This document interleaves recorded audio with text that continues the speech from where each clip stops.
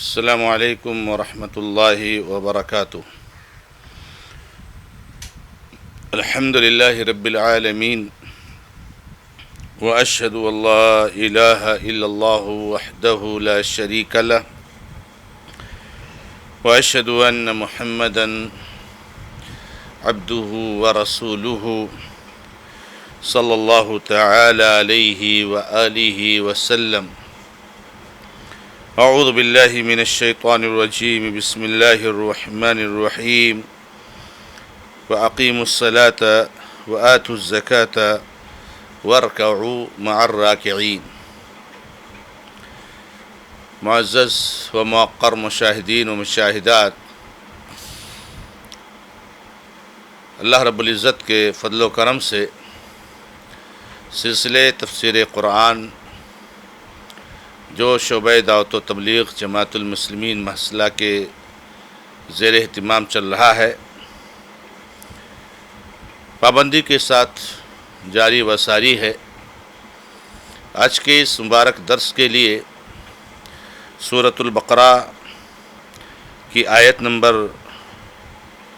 43 آپ کے سامنے پیش کی گئی ہے۔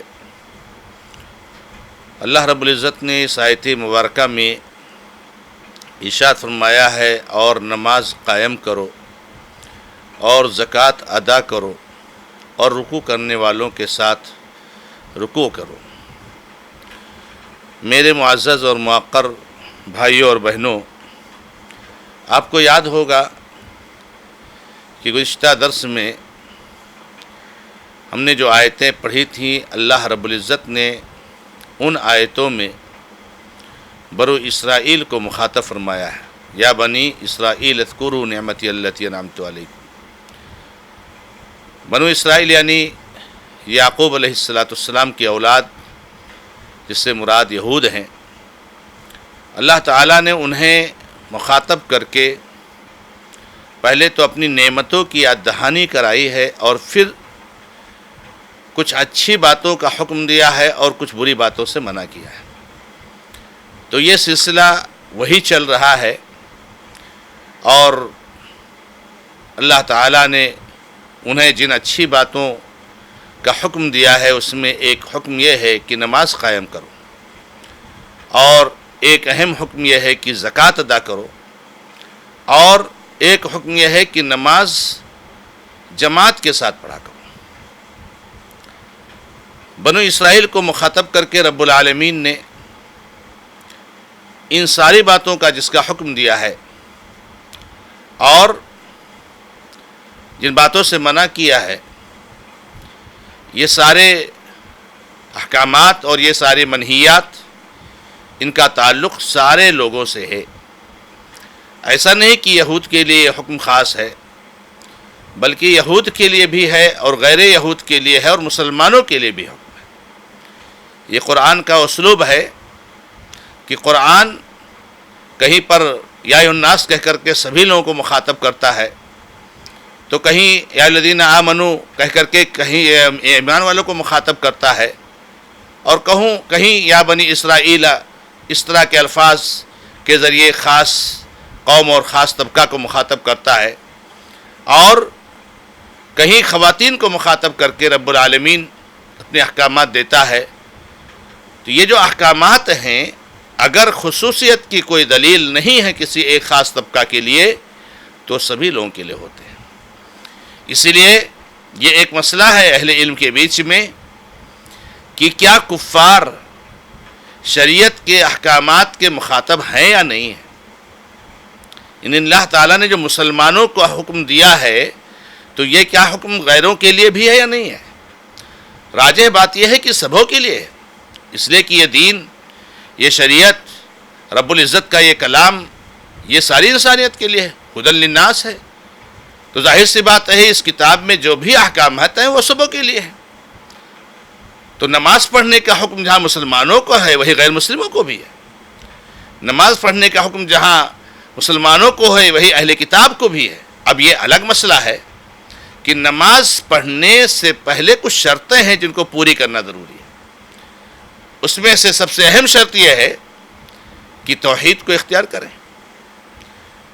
تو توحید کو جب اختیار کریں گے تو نماز پڑھنا ہے، توحید کو اختیار نہیں کریں گے تو نماز نہیں پڑھنا ہے، اس لیے کہ یہ شرط ہے اس کے لیے.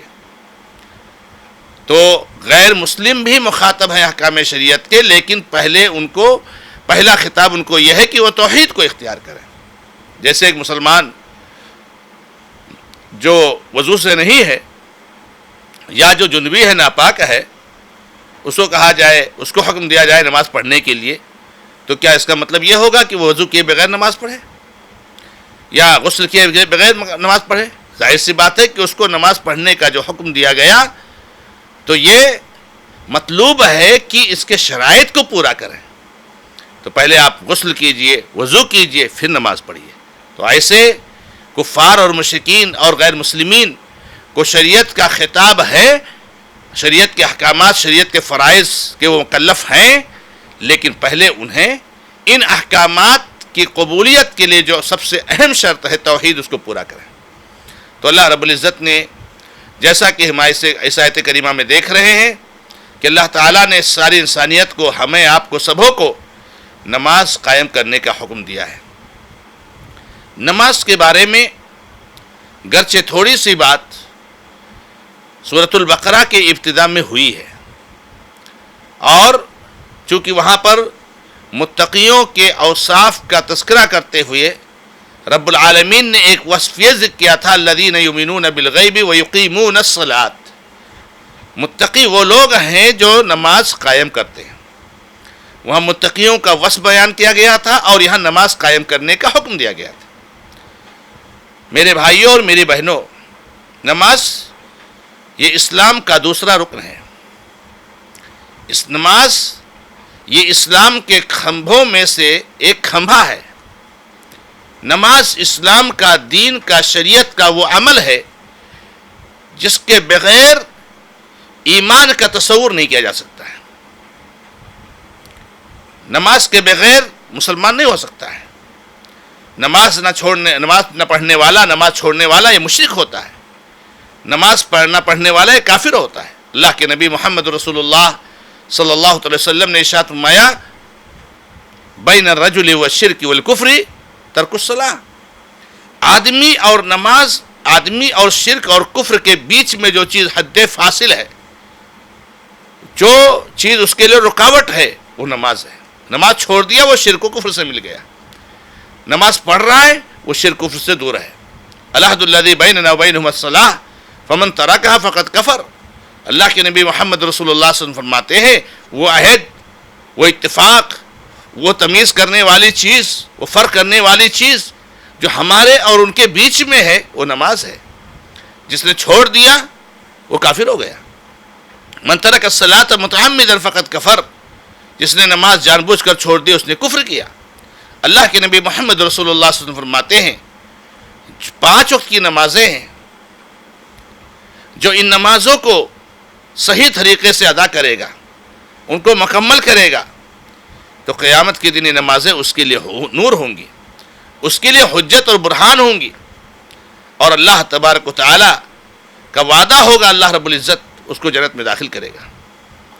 اور جو ان نمازوں کو نہیں پڑھے گا، ان کو ضائع کرے گا، تو اللہ تبارک و تعالی کا نہ کوئی عہد ہے، نہ وعدہ ہے، اور نہ رب العالمین کہ یہاں ان کے لیے کوئی نور ہوگا، اور نہ کوئی حجت اور برہان ہوگا، اور ان کا حشر فرعون، قارون اور حامان اور ابی ابن خلف کے ساتھ ہوگا. جہنمیوں سے جب سوال کیا گیا، قالوا ما سلککم فی سقر، تم کو جہنم میں کس چیز نے ڈال دیا؟ قالوا لم نکن من المصلین. کہیں گے نماز نہیں پڑھتے تھے. تو نماز نہ پڑھنا یہ جہنم میں لے جانے والا عمل ہے. یہ شریعت کے نصوص ہیں، یہ شریعت کے دلائل ہیں، یہ نبی صلی اللہ علیہ وسلم کی توجیہات ہیں نماز کے تعلق سے.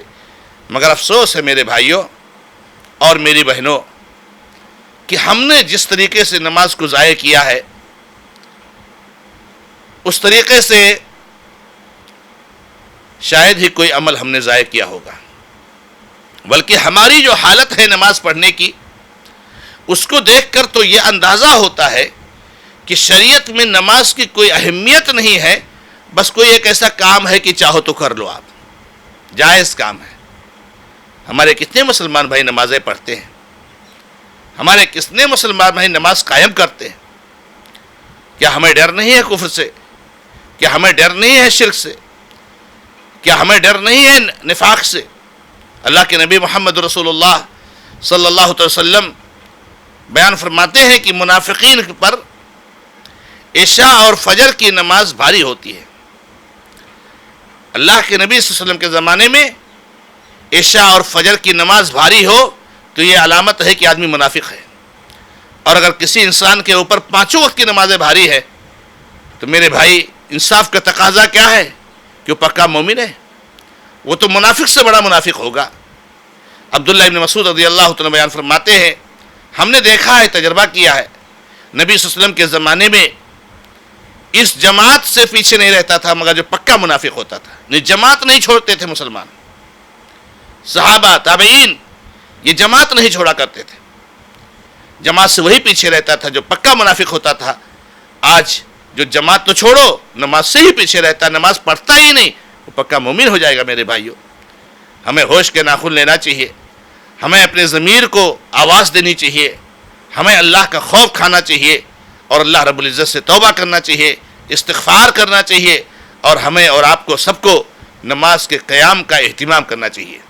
رب العالمین سے دعا ہے کہ رب العالمین ہمیں اور آپ کو سب کو نماز قائم کرنے کی توفیق عطا فرمائے۔ هذا ما عندي والله تعالى عالم والحمد لله رب العالمين وصلى الله على محمد وسلم تسليما كثيرا والسلام عليكم ورحمة الله وبركاته۔